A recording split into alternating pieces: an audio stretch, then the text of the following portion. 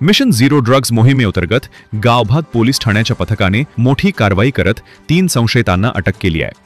त्यांच्या ताब्यातून मेफेंट्रामाइन सल्फेट या प्रतिबंधित नशेच्या इंजेक्शनच्या 52 बॉटल्स, रोख रक्कम, मोबाईल आणि मोटारसायकली असा एकूण 2,36,964 रुपयांचा मुद्देमाल हस्तगत करण्यात आलाय। न्यायालयाने तिन्ही आरोपींना 3 दिवसांची पोलीस कोठडी सुनावली असून पुढील तपास सुरू आहे। कोल्हापूर जिल्ह्याचे पोलीस अधीक्षक योगेश कुमार गुप्ता यांनी मिशन झिरो ड्रग्ज मोहिमेअंतर्गत नशाविरोधात कडक कारवाईचे आदेश दिले होते। त्या पार्श्वभूमीवर पोलीस उपअधीक्षक समीर सिंह सार्वे यांना मेफेंट्रामाइन सल्फेट हे इंजेक्शन विक्रीसाठी ठेवण्यात येत असल्याची गोपनीय माहिती मिळाली। त्यानुसार गावभाग पोलिसांनी ही कारवाई केली। संशयित संग्राम अशोकराव पाटील वय 29 राव वृंदावन अपार्टमेंट श्रीपाद नगर याच्या घराबाहेर पोलिसांनी पाळत ठेवली। त्याच दरम्यान त्याच्या घरातून बाहेर पडणाऱ्या सचिन सुनील मांडोकर वय 25 रा यशवंत कॉलनी याला पोलिसांनी अडवून झडती घेतली असता त्याच्याकडे 5 बॉटल मेफेंट्रामाइन सल्फेट इंजेक्शन आढळून आल्या।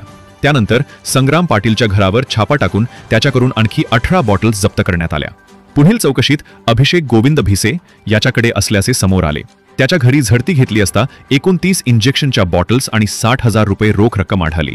या कारवाईत एकूण 52 इंजेक्शनच्या बॉटल्स, 3 मोबाईल फोन्स, 2 मोटारसायकली आणि रोख रक्कम असा एकूण 2,36,064 रुपयांचा मुद्देमाल पोलिसांनी जप्त केला।